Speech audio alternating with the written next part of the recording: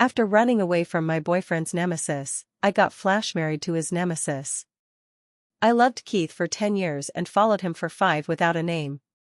Finally, I waited until he said to me, "Get married." Only to overhear his conversation with a friend before the wedding. "If you don't like Erina, why do you want to marry her?" "Keith, it's the same for me whoever I marry." It suddenly didn't make sense to me at that moment. I ran away from the wedding. Keith sent word to me. "You have 3 days to come back and consummate the wedding with me. I won't give you a second chance." 3 months later, Keith found me with scarlet eyes and asked me, "Don't you want me?" His nemesis emerged from the bathroom with only a towel around his waist. His voice was sexy and provocative, "Wife." I gripped the doorknob and was about to push the door open when I heard, "Keith brother, what's it like to be married the day after tomorrow?" It was Keith's good buddy Richard's voice. Keith laughed softly, his voice always lazy and idle. "What can feel? Married or not married is still the same." I don't know who teased, sister-in-law still can't do it, can't control Keith's brother. Sister-in-law, that's me. My hand clutching the doorknob tightened slightly in force, my heart tightening along with it. Richard's voice again, "Seriously brother Keith, why did you marry Erina if you didn't like her?" My heart lifted. I heard Keith say, "My family is pushing me hard, and besides, it's the same for me whoever I marry." "Keith brother, since it's the same for anyone, why don't you consider thinking about people?" The dainty voice fell. Keith let out a light laugh. "Fine, then I'll consider thinking about you tonight." "But brother Keith, you're getting married, what about me?" Keith's tone is lazy, "So what if I get married? Didn't you hear? She can't control me." The heart hanging in the air instantly sank to the bottom. I silently let go of the doorknob, slowly turning away. I don't know what spilled on the hallway carpet, and the cleaning crew is cleaning it up. I tightened the small box in my hand and walked over to hand it to her. "Auntie, this is for you." The cleaning aunt took the small box and opened it, her eyes lighting up slightly. "What a beautiful ring." "A pair of rings? A wedding ring? Why don't you want it?" I tugged at the corner of my lip. "Yes, a wedding ring. But no more wedding. I designed this pair of wedding rings. I had a problem with it earlier and just got it back today. They say it's bad luck for a man and a woman to meet before the wedding, but I still wanted to deliver the wedding ring to Keith in person. Turns out, it's really quite unlucky. 10 years of love, shattered by Keith's flippant words at the very moment he was about to make his dream come true. 10 years. It's really nothing more than that. Quite meaningless. I silently took a long breath, and in the somewhat stunned sight of the cleaning auntie, I left the Nangong clubhouse without looking back. The night was sleepless. I simply packed my bags, just one suitcase, and went to the airport. After all these years, it was only when I was leaving that I realized that what I had really wasn't much. My life used to be filled to the brim with Keith, and without him, it's just empty. It would be good to refill and start a new life. I boarded the plane and asked for a blanket once I was seated. I tried to catch up on my sleep, but I still wasn't sleepy. I thought about the day I first met Keith. When I was 8 years old, my parents died unexpectedly and my aunt took me home and put me in an orphanage after getting the inheritance left by my parents.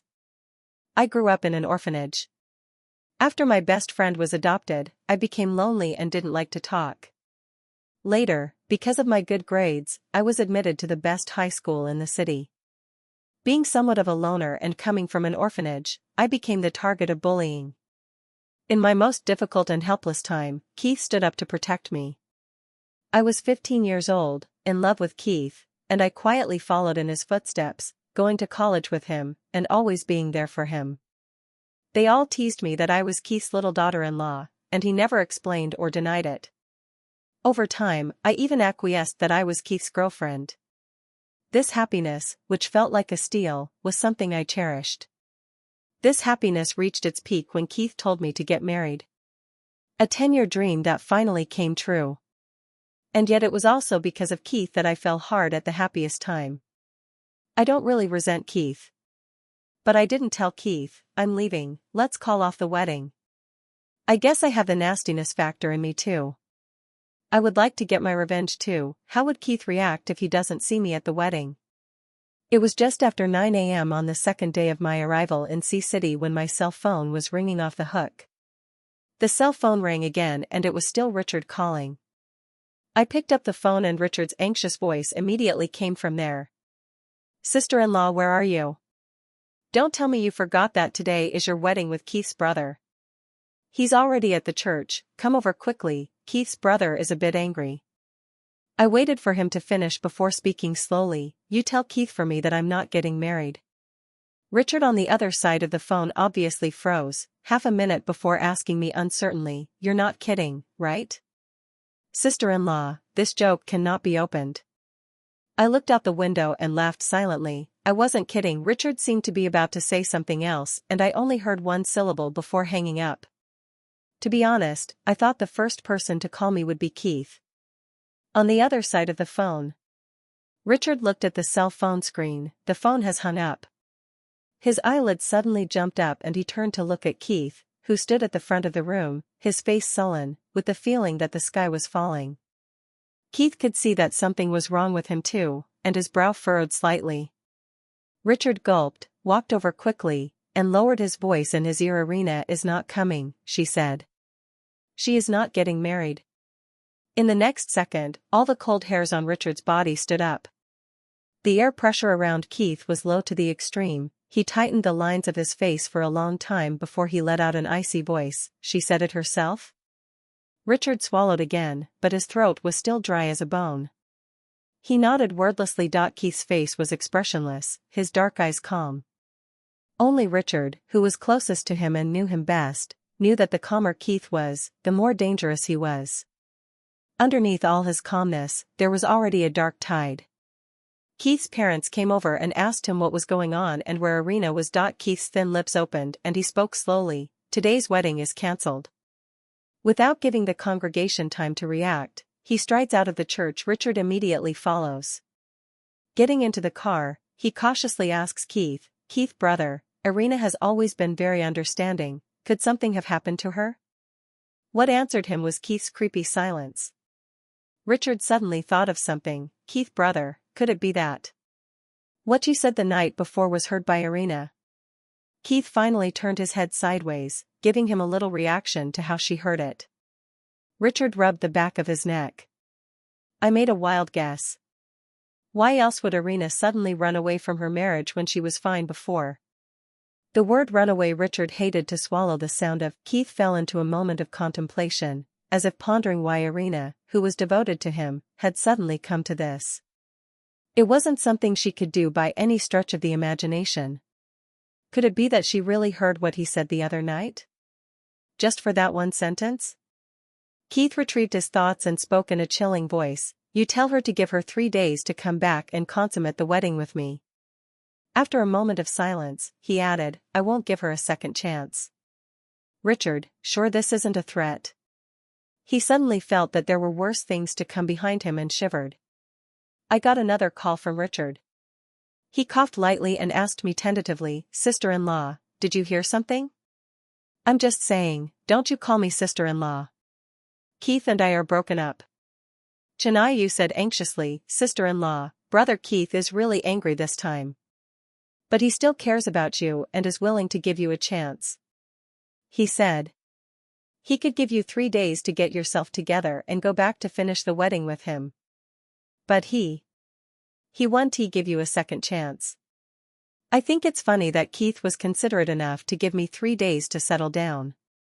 How much of a bitch am I in his eyes that I have to be him? Also, 2.5 days ago, I did have to have him. I smiled to myself again, and hung up after saying to Richard to delete each other. I blacked out all the contact information of Richard, as well as Keith and those friends of his. With that, I simply packed up and went to find my best friend, Daisy, who was my best friend from the orphanage before. A month ago she told me that she wanted to open a studio with me, where I would be responsible for designing jewelry and she would be in charge of operations and sales. I said I'd think about it. Now I said yes. As soon as she saw me, Daisy gave me a big hug. That's great. I'm telling you, Erina, a woman should have a career, a man only affects how fast you can draw your sword. Keith is nothing. Do you know how many men there are on Earth? 3.5 billion. Sisters will introduce you to better ones. I looked at her askance. You said 1 second that I should get a career, men will only affect the speed of my sword drawing. She cleared her throat. I mean to say, you don't treat them as people, just as toys. After all, once in a while we still need to be moisturized. That is called yin and yang reconciliation, otherwise it is easy to endocrine disorders. I am speechless. To celebrate my arrival, Daisy said that she would take me to the bar tonight to get high, and that there was no rush on the studio, so we would talk about it in a few days. But when we got to the bar, she got high on her own, interacting with the little brother on stage wearing a lace eye mask and a cat's tail, leaving me alone in the booth. I laughed and shook my head, picking up my glass. A figure suddenly sat down beside me. After a beat, I looked sideways and unexpectedly met a pair of familiar eyes. Jason's from Sea City. I knew that when I was in college. But I was surprised to run into him on my first day here. He is still the same as in college, has not changed at all, always looks like a loose, and let a person cannot ignore his brow between the wanton and from the inside out exudes the noble atmosphere. He raised the glass in his hand and signaled to me, clink a glass. I went to the same college as him, and he, like Keith, was a year ahead of me, so I clinked glasses with him thinking he was just being polite when he met someone he knew. Only to hear him say, "Congratulations." Then tilting his head, he drained his glass. My eyes fall to the knot in his rolling throat, a little confused. Congratulating me on what? I don't think he knows about Daisy and I co-owning a studio. Congratulations, Jason hooked his lips, the end of his voice slightly elongated, looking in a pleasant mood, learning to be rebellious. I don't know why you call me a rebel. When did I rebel? Oh, if running away from marriage counts, then I did learn to rebel. You know about it? I asked with some uncertainty. Jason raised his eyebrows lightly, the pleasure above his handsome face deepening a bit. It was cool to see Keith's ugly face right then and there with his own eyes. I'm not surprised he said that. Jason and Keith were at each other's throats when they were in college, and Keith was kind of a stoic guy, but every time he would get pissed off at Jason. After graduation, the two entered their own companies, although not in the same city, but grabbing the project is also unscrupulous. Richard once said that Jason was Keith's deep closet. Before, he was against him at every turn, because he wanted to get his attention. No wonder he was so happy to know that I had run away from the marriage. So, you really like Keith? Jason hastily raised his hand to cover his lips and turned to cough it out all over again. After coughing, he turned his head to look at me breathlessly. You went to my wedding to Keith? I asked. I don't know which word I said that pissed him off, but his face sank, and then he curled his lips again the next second. Yeah. It was just 2 words, and they were dragged out by him. I was more certain, but still asked, why go? Jason looked me in the eye and was ready to steal the wedding. It's confirmed. That's it.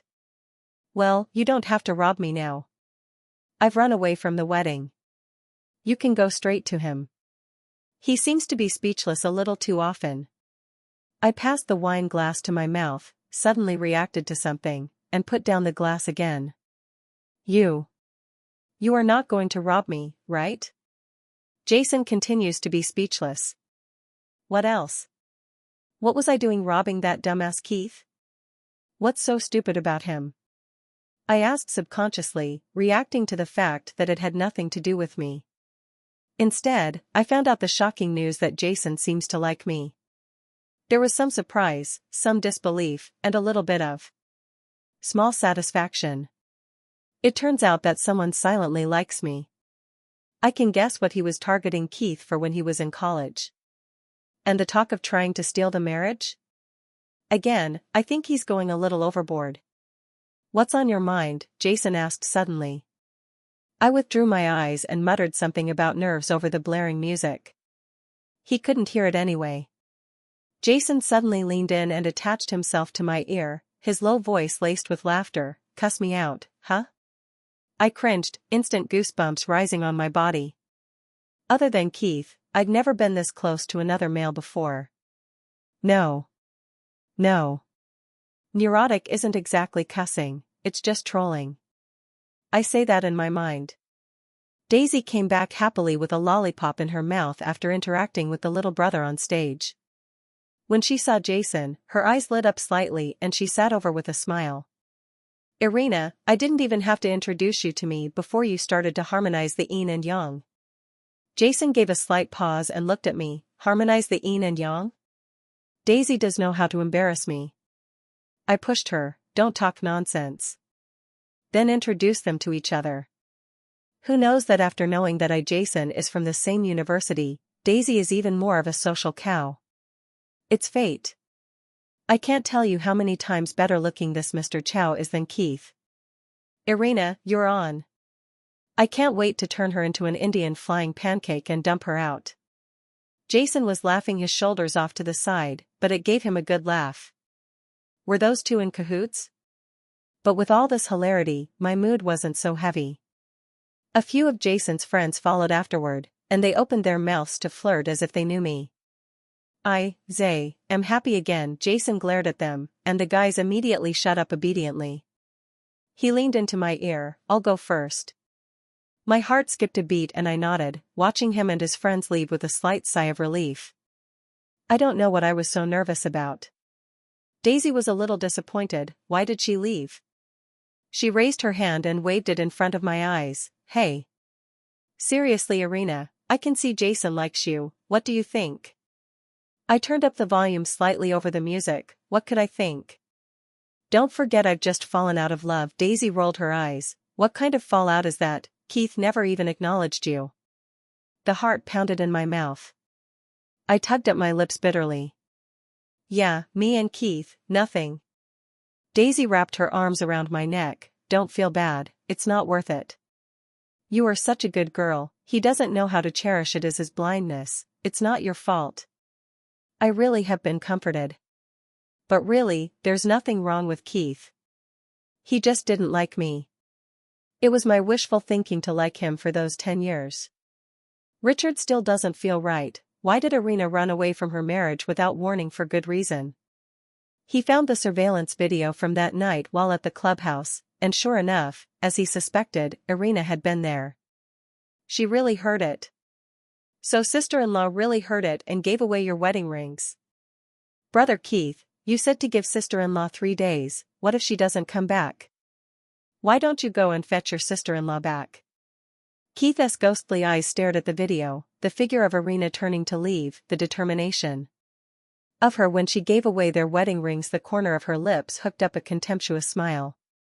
Not even married yet and so ill-behaved, going to pick her up wouldn't be indulging her even more.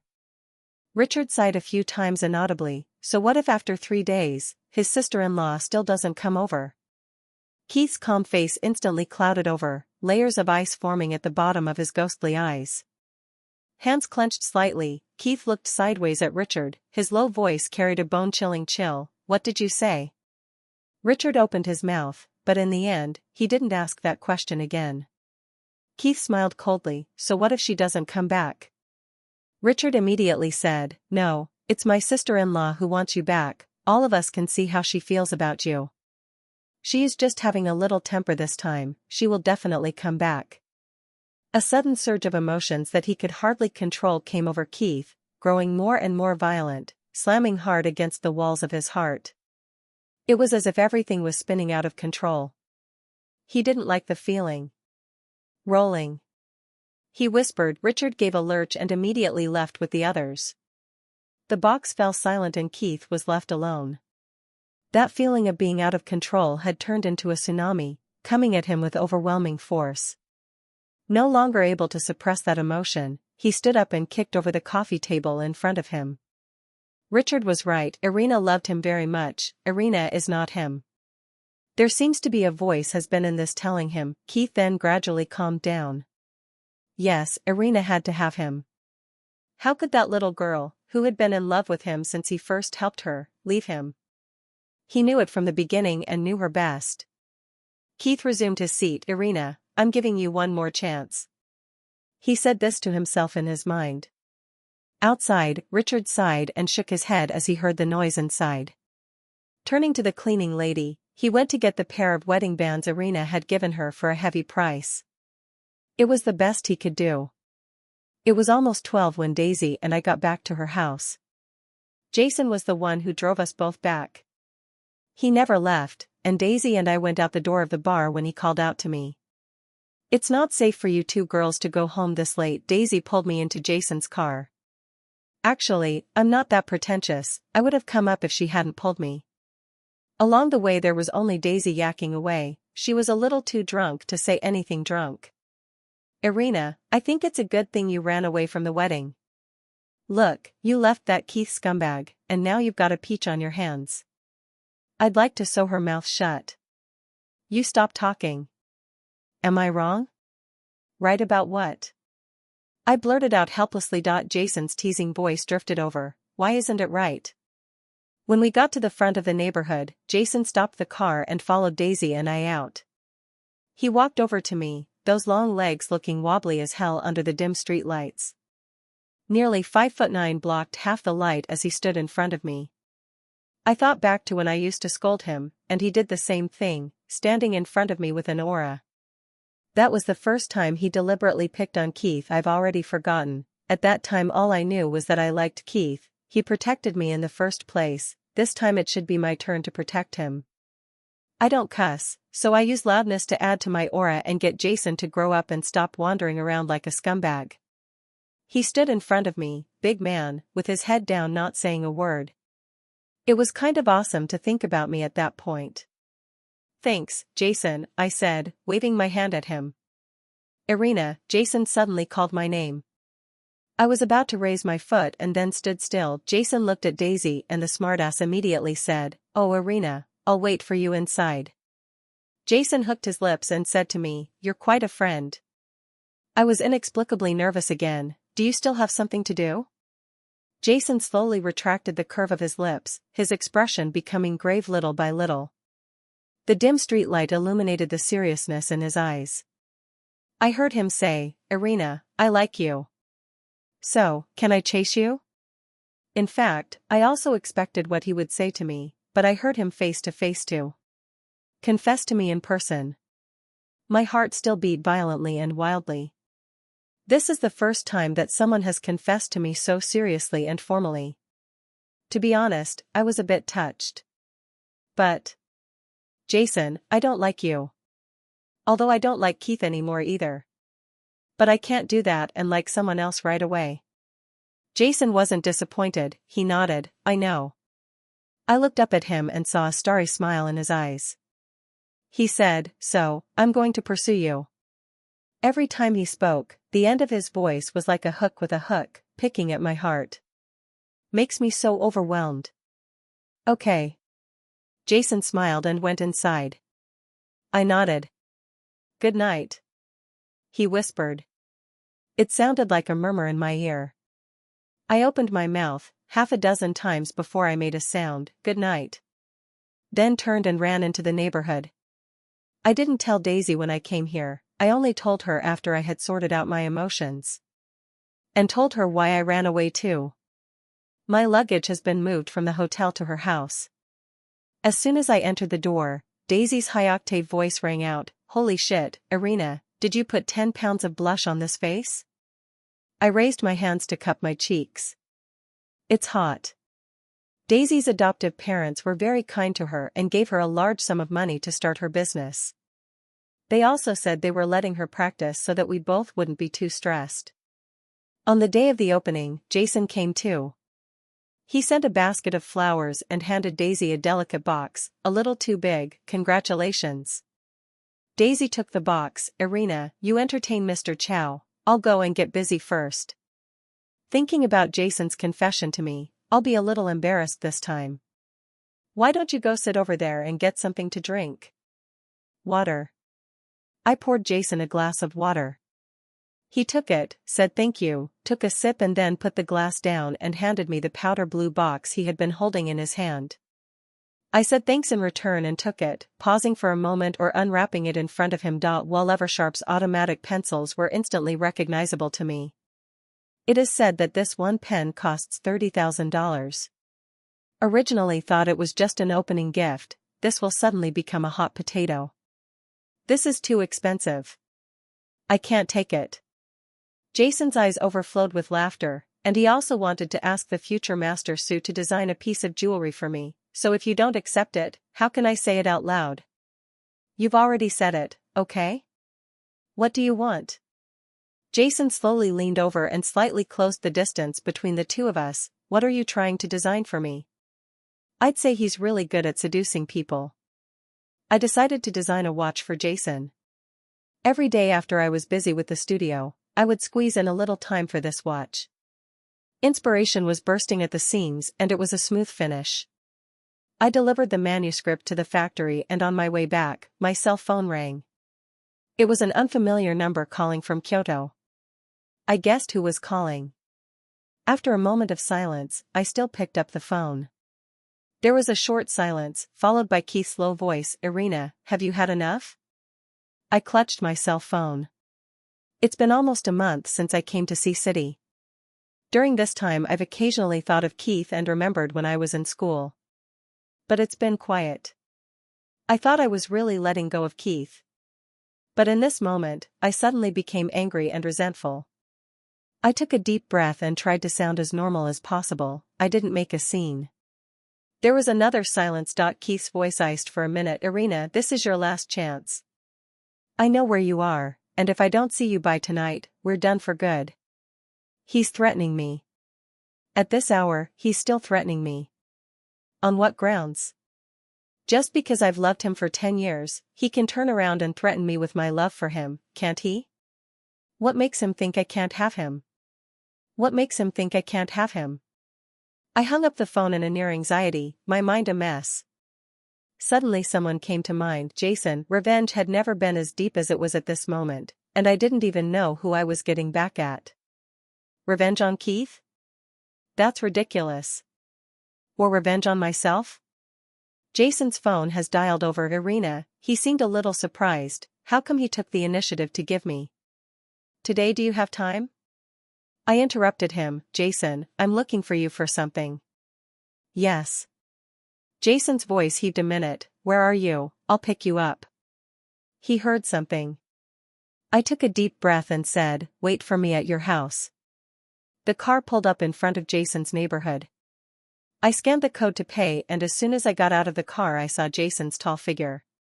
He came striding over, looking a little anxious and worried, but his voice was calm when he opened his mouth. "Did something happen?" I shook my head and headed inside. Jason didn't say another word as the two of us got into the elevator. As the space became narrower, Keith's words rang out to me again.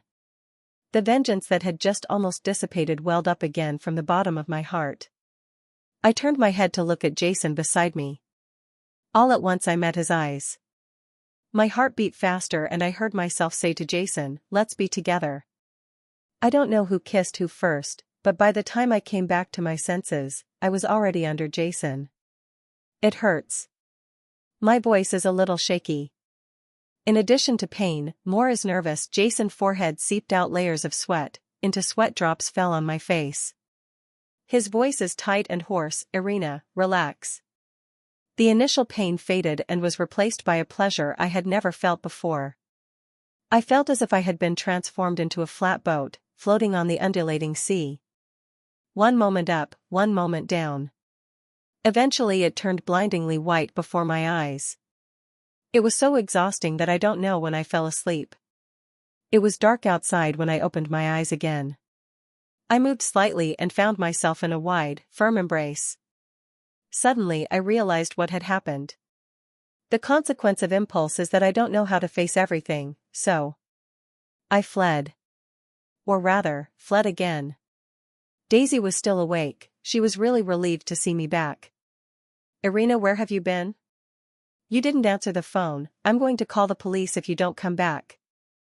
I was a thief and worried and scared, and I just felt like the cell phone in my bag was a ticking time bomb that would go off at some point and pulverize me. I sat down on the couch, and for a moment I wished I was just a little kid who had done something wrong and was just getting a few lectures from an adult. Daisy, I put Jason. I just couldn't say it. Daisy took a breath. You slept with Jason?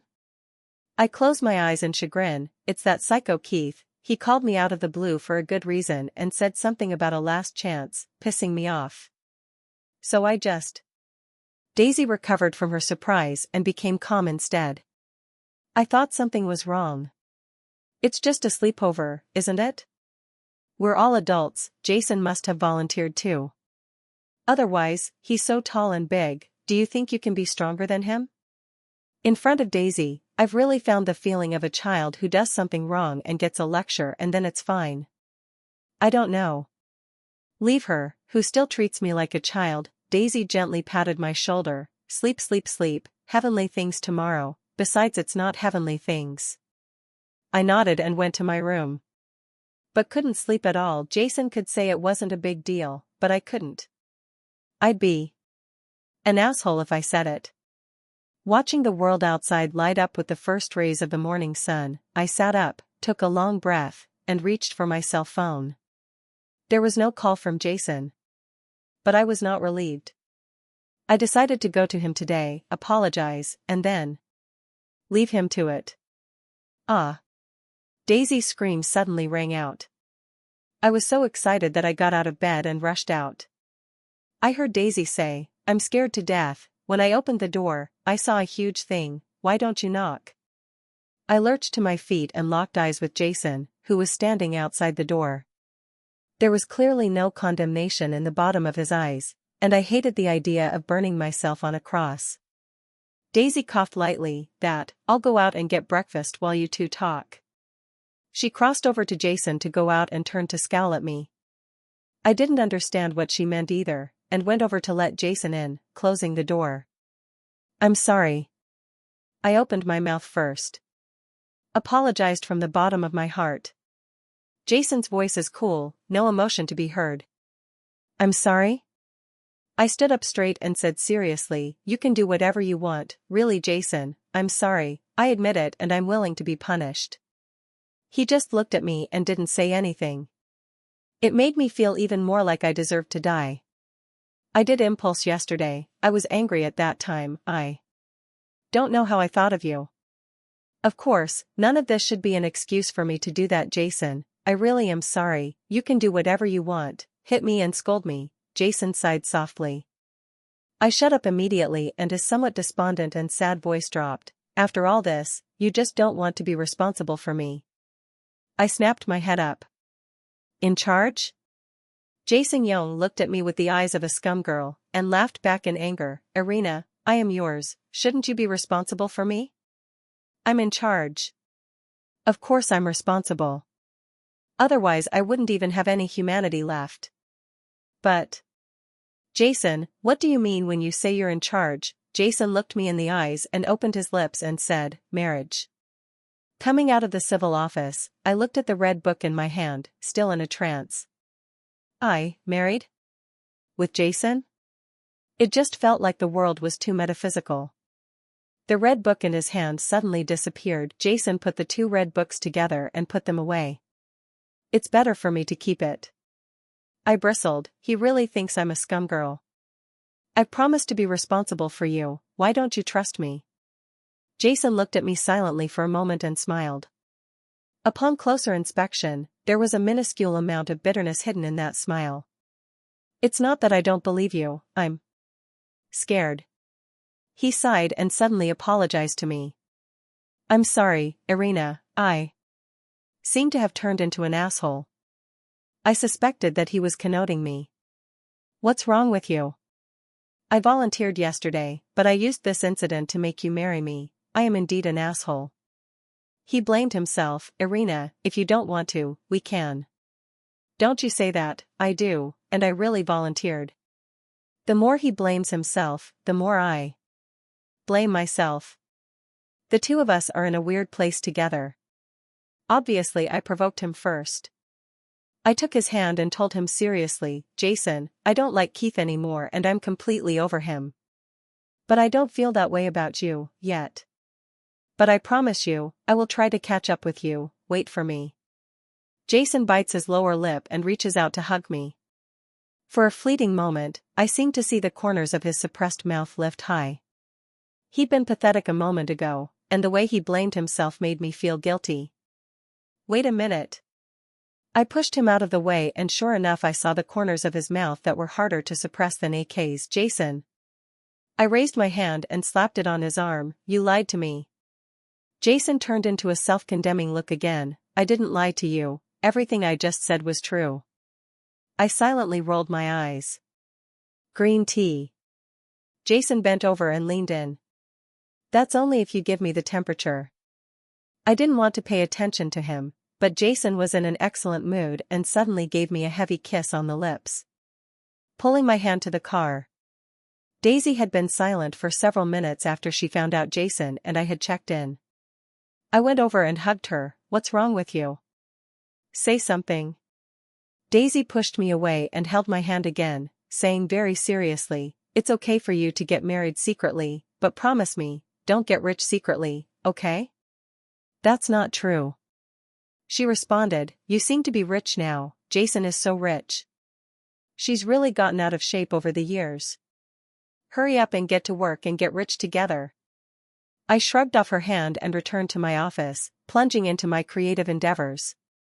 After a while, Daisy opened the door, poked her head in and asked me, Erina, so where are you staying tonight? Jason came to pick me up from work in the evening. I know, staying at his house. But I also need to hurry up to earn money and buy a house over here. Can't get married and have nothing for myself. Jason, however, told me, my grandparents and my parents are waiting for you, and they're anxious to meet you. But don't be nervous, they're all very nice people. If you're not ready, you can. I'm ready. I said. All married to him, sooner or later you have to meet his family. But I did get a little nervous. After meeting his family though, as he said, they were all very nice to deal with. And I gradually relaxed. We didn't stay the night. On the way, I asked Jason why you insisted on leaving when Grandma and Grandpa wanted us to stay. Jason, his hands controlling the steering wheel, sniffed and gave me a sideways glance, then eyed ahead again, the corners of his lips curving into a shallow arc. You'll know in a minute. The moment I was pinned to the bed by Jason, I did know. Jason's watch took a month to make. He held out his hand, you put it on me. I smiled and put it on him. The next second he was yanked into his arms, and he lowered his head, dropping heavy kisses and clasping the back of my head again to keep me from hiding. His friend invited him to dinner in the evening. Jason reaches for his chopsticks, revealing the watch. It's just that the movement is a bit deliberate. His friend pointed to the dish in front of him. Zay, sister-in-law likes to eat. Jason looks over. How do you know my wife designed this watch for me? Crowd. I really wanted to find a crack in the ground. But then, it felt sweet. I looked down and laughed out loud. I think, taking away the responsibility factor, I made the right choice in marrying Jason. He really gives me a sense of home and love. It's such a good feeling. Daisy is really business material, she signed several anchors in one fell swoop. Sales are great in the live room, keep this up and in a year's time I'll be able to save enough money for a down payment on a house. Jason is also very supportive of me and even his family supports me in my business. I would say I finally have a family and Daisy is happy for me. And so another month or so passed. One day, I suddenly received another phone call from Kyoto. It was Richard. It was Richard. Sister-in-law, aren't you going to come back? I'm resisting the word sister-in-law right now. Richard, I told you, Keith and I are done. Richard sighed. Keith's brother has been very bad lately, during the day is fine, at night, he began to drink heavily, and when he is drunk, he shouts your name, sister-in-law, Erina. Keith's brother is in love with you, just that he does not know it himself. You've been gone so long, and he's seen his own heart. Erina, come back. Give brother Keith another chance. I know you heard our conversation the other day, and those women, but you should also know that Keith's brother never really touched those women, he only had you in mind. Come back, Erina, he'll collapse if he keeps this up. I didn't think I had that much influence over Keith. But I didn't say much, except to tell Richard that I was married. Then hangs up the phone. As soon as I turned my head, it was right into Jason's line of sight. I was startled and couldn't help but glare at him. Why don't you even make a sound? Jason had just gotten out of the shower and was only wearing a towel around his body. At this he picked up the towel and continued to wipe his hair, and said in a casual manner, "When do you plan to officially announce our relationship?" I went over to take a closer look at him. Why does someone look so awkward? Jason, you don't want to be the man behind me anymore? Jason gritted his teeth, dropped the towel and pushed me onto the bed, his heavy body pressing down in the process. Heavy as hell. I slap his shoulder, "You're light." He reached out with his long arm and took my phone, sending Facebook. Childish. I pursed my lips to stifle a laugh and took my phone. Just send it. I hadn't intended to hide my relationship with him. I was just so busy after we got married that I forgot about it. I pushed him away and sat up, taking his hand and snapping a picture of the two of us with our fingers intertwined. Want to write something about it? I asked Jason. He took my phone, thought about it, and started editing. Then hands it to me and picks up his own phone again. You wait for me for a moment. I took my phone and looked down. In this world, the green hills burn, the stars are nowhere to be seen, the autumn rain patters, the evening breeze is slow, all of them are not as good as you at Jason. He's a real meathead. Alright, Jason said. We both hit publish together. His is 7 years of secret love, dream come true, the rest of our lives in the future, we together with the same amount of heaven and earth wide, and spend the long days and months together at Erina. 7 years. I looked at him sideways and in those eyes of his I saw the surge of emotion. Jason, I leaned over and kissed him on the lips. The cell phone kept ringing and I didn't want to pay attention to it. The result of actively kissing Jason was that after more than 2 hours, my body was about to fall apart. But he was still insatiable and pressed up again. I turned my face away. No, I want to go to bed. Jason looked like a little kid who hadn't eaten enough candy, but still picked me up and went into the bathroom. He washed me up and put my pajamas on, then he put me on the bed and went to the bathroom. I was just about to fall asleep when a frantic knock on the door burst out. Jason was in the shower and I put on my slippers and went outside to open the door. Keith's face came into my eyes without warning. Unlike other days, I saw such a wretched and haggard Keith for the first time. You. His chest rose and fell violently, and he suddenly pressed me to the wall, his scarlet eyes staring at me in death. Are you married? I realized that he had seen my Facebook and rushed on a plane to get here. Yes, I'm married. The disbelief at the bottom of Keith's eyes was gradually overwhelmed by tears. His lips trembled again, and after a long, long time, asked me in a trembling voice, Erina, do you not want me? At this moment he is like a small child who cannot find a home, aggrieved, unwilling, and careful. I have peace in my heart. Keith, I don't love you anymore, don't ever come to me again. Jason's voice suddenly rang. Where is he? Not sleepy again? His voice is getting closer and closer, with a hint of huskiness, sexy and provocative. Wife, I want more. I pushed Keith away with all my might. Jason had already seen it. Keith was dead set on staring at Jason, who was wearing only a towel, when he suddenly exploded and charged. Jason, I'll fuck you. Erina is mine, don't you fucking dare touch my woman. Jason punched Keith in the face. Erina was never owned by anyone. Keith completely lost his usual deep voice. He whispered angrily, she is mine, she has loved me for 10 years. Keith, no one is going to be waiting for you where you are all the time, you're the one who missed it, no one else is to blame. He walks over to me and takes my hand in his chilling voice and gives Keith an order of dismissal. You're outta here. Keith looked over at me and I averted my eyes. He's gone. Jason closed the door. Carries me back and puts me on the bed. He lies down next to me, wraps his arms around me, and goes to sleep. I thought he would say something to me, but no. I also thought I wouldn't be able to sleep tonight, but that didn't happen either. When I was half asleep, I heard Jason talking to someone, and Keith came over here and tried to steal my wife, and if I wasn't afraid of scaring Erina, I would have beaten him to death. I woke up the next day and all I could remember was Keith coming by last night. At breakfast I asked Jason, "How do you let just anyone in this neighborhood?" Jason put the soy milk in front of me. "He should have the property here too." Okay, Jason didn't say another word.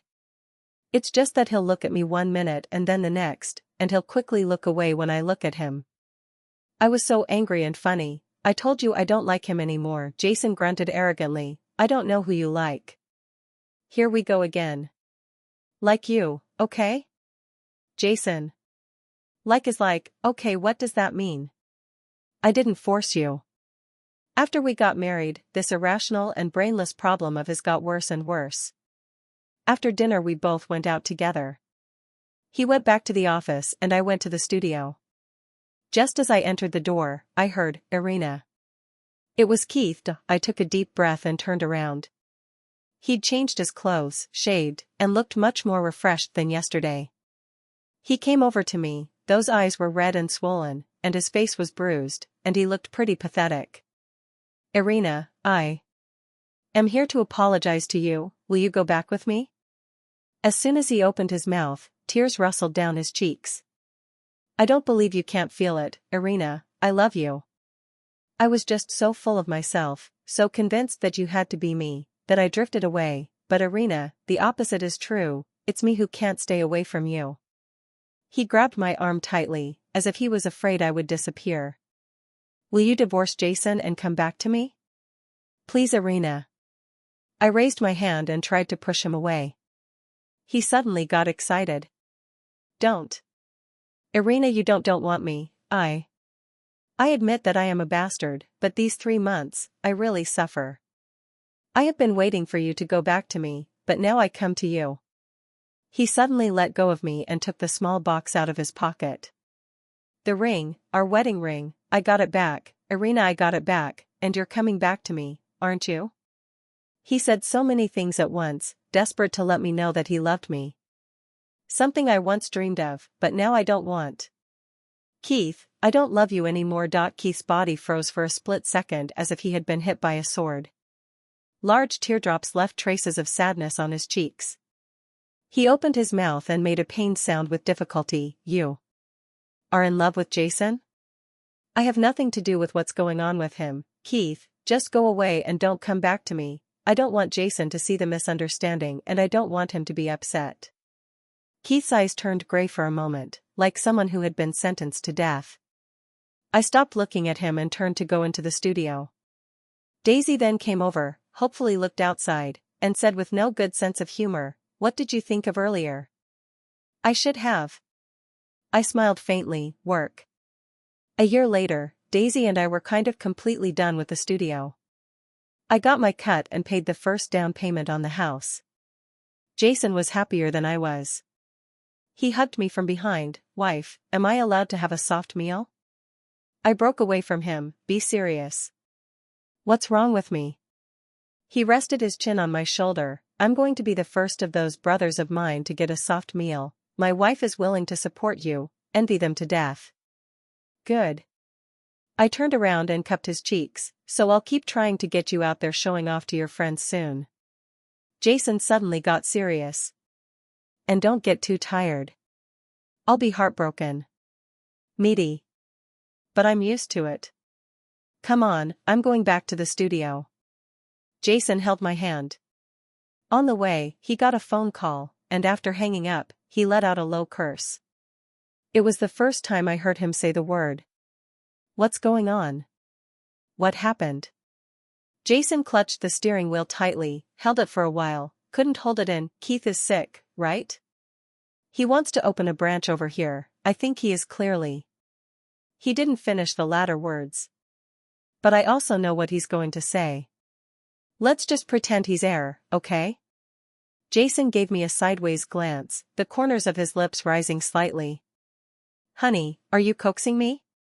Then you're not angry, okay? Good." In the evening, Jason came to pick me up from work.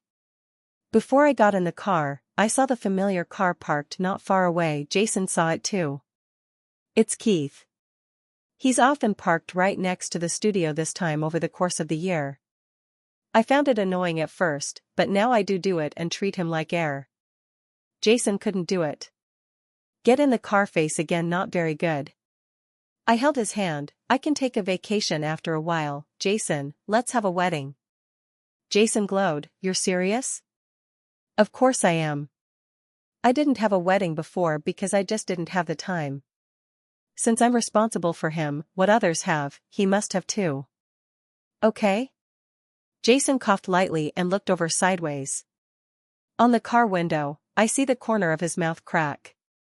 I do everything you say, what are you asking me for? It made him arrogant again. The next day Jason started having people prepare for the wedding. We had a big wedding. That night, the wedding night. I sat on the carpet in the living room opening presents. Having just taken a small box, Jason suddenly rushed over and took that small box away. This is mine, don't look at it. I laughed out helplessly. I saw it all, it was from Keith. But at his disposal. At the end of the day, I don't know what he did with Keith's gift. My guess, though, is that he wanted to throw Keith's gift into outer space. My cell phone vibrated. Took it over and looked at it. It was an anonymous text message. Only 4 words, wish you happiness. I deleted the text, stood up, and went into the bedroom. After a while, Jason came in as well. I lay back on the bed and posed in a sexy pose. Come here, hubby. Jason's eyes went straight and he took a few steps over to me, swallowing at the back of his throat. Honey, can we have a wedding night every day from now on? I love you so much. I laughed out loud and cupped his cheek, dropping a soft kiss on his lips. Tell him, Jason, I like you.